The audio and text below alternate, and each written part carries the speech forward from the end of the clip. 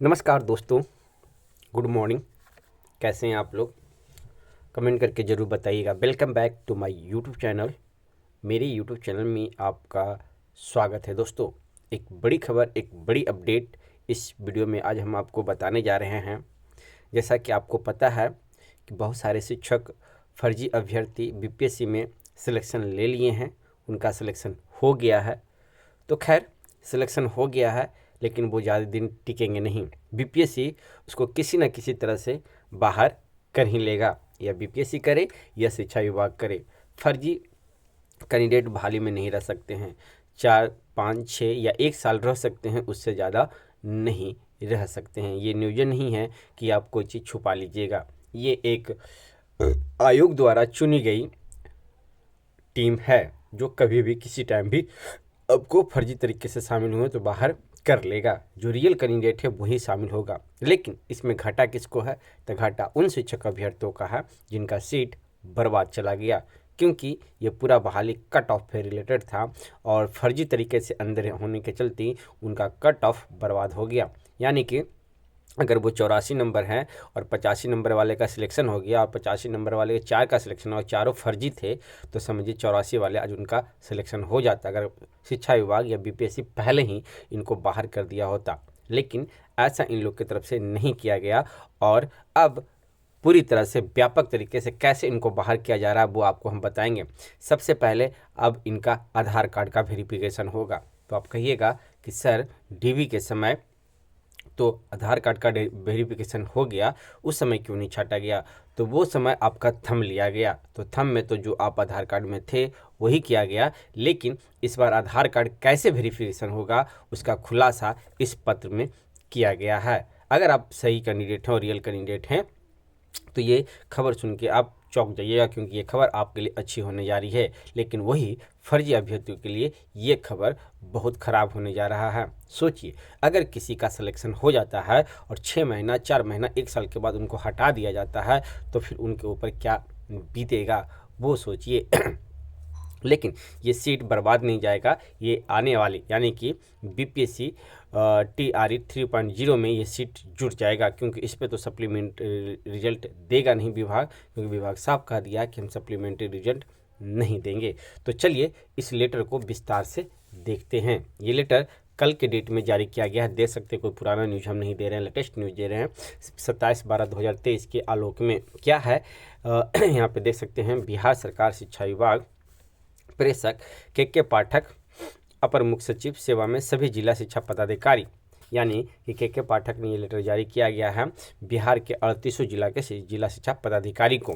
कहा जा रहा है क्या कि बिहार लोक सेवा आयोग यानी कि बीपीएससी पटना द्वारा विज्ञापन संख्या 20/2023 प्रथम चरण TRE 1 पूरक परीक्षा फल, यानी कि दोनों सप्लीमेंट्री पूरक परीक्षा और वो दोनों का एवं विज्ञापन संख्या 27/2023 TRE 2 के अनुशासित अभ्यर्थियों के काउंसलिंग में अतिरिक्त सावधानी बरतने के संबंध में। यानी कहा जा रहा है कि बीपीएससी TRE 1, बीपीएससी TRE 2 और बीपीएससी सप्लीमेंट्री तीनों का आप काउंसलिंग तो करा लिए, लेकिन उसमें सावधानी बरतने के संबंध में आप सावधानी क्या बरतना है वो यहाँ पे संक्षिप्त में देखिए।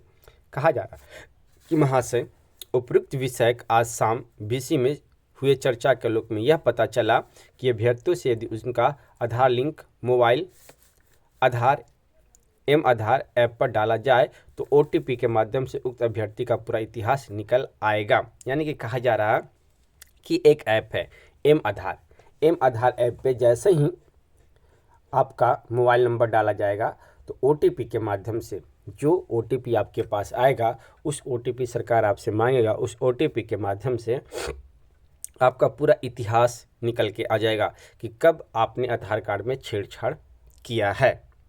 जब छेड़छाड़ किया है तो छेड़छाड़ से आपको पता चल जाएगा, पता इत्यादि देखिए पूरा इतिहास निकल के आएगा कि इसने कब कब अपना फोटो, नाम, पता इत्यादि बदला है। अब कहिएगा सर इसमें तो बदला है तो इसमें प्रॉब्लम किसका होगा? तो प्रॉब्लम उन अभ्यर्थियों का होगा जो बाहरी कैंडिडेट हैं और उन्होंने आरक्षण का लाभ लिया है। जैसे यूपी के बहुत ऐसे कैंडिडेट हैं आरक्षण का लाभ ले लिया है, वो जनरल से हैं, बीसी में, ईडब्ल्यूएस में कहीं कहीं घुस गए हैं, एससी एसटी में घुस गए हैं। तो वो कब घुसे हैं? पहले तो उनका आधार कार्ड यूपी का होगा, अब यूपी का वो आरक्षण लेने के लिए आधार कार्ड में चेंज किए होंगे, अपना एड्रेस बदलवाए होंगे और वे 6 महीना के अंदर बदलवाए होंगे। तो इस तरह से जब उनका इतिहास निकाला जाएगा तो पता चलेगा पहले यूपी के थे, अब वो बिहार के बन गए। अब बिहार बनने के बाद उनका डाटा निकाला जाएगा कि किन सिलेक्शन में उनका सिलेक्शन हुआ, तो वे बीसी में हुए हैं, ईबीसी में हुए हैं, एससी एसटी में हुए हैं, ईडब्ल्यूएस में हुए हैं, तो वो पकड़े जाएंगे और पकड़े जाने के कारण उनका नियोजन मैंने जो ज्वाइनिंग है वो रद्द कर दिया जाएगा, उनका पेमेंट है वो रिकवरी किया जाएगा और उन पे एफआईआर दर्ज किया जाएगा सो अलग से।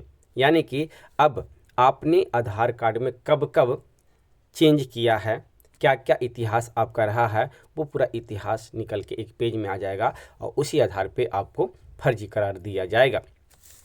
इससे हमें यह पता चलेगा कि इस अभ्यर्थी ने पिछले दिनों में अपने आधार कार्ड में क्या क्या बदलाव किए हैं। जैसा कि अभी हमने आपको बताया कि जब जब ये आधार कार्ड में चेंज करवाए होंगे, जब जब इनका रिकॉर्ड निकाल के सामने आ जाएगा। जैसे मान लीजिए कोई कैंडिडेट यूपी के हैं और वो जनरल से आएंगे, बाकायदा उनका जनरल में सिलेक्शन होगा, लेकिन वो क्या किए कि वो कैटेगरी का लाभ ले लिए, यानी कि आरक्षण का लाभ ले लिए, ईडब्ल्यूएस और एससी एसटी में फॉर्म डाल लिए।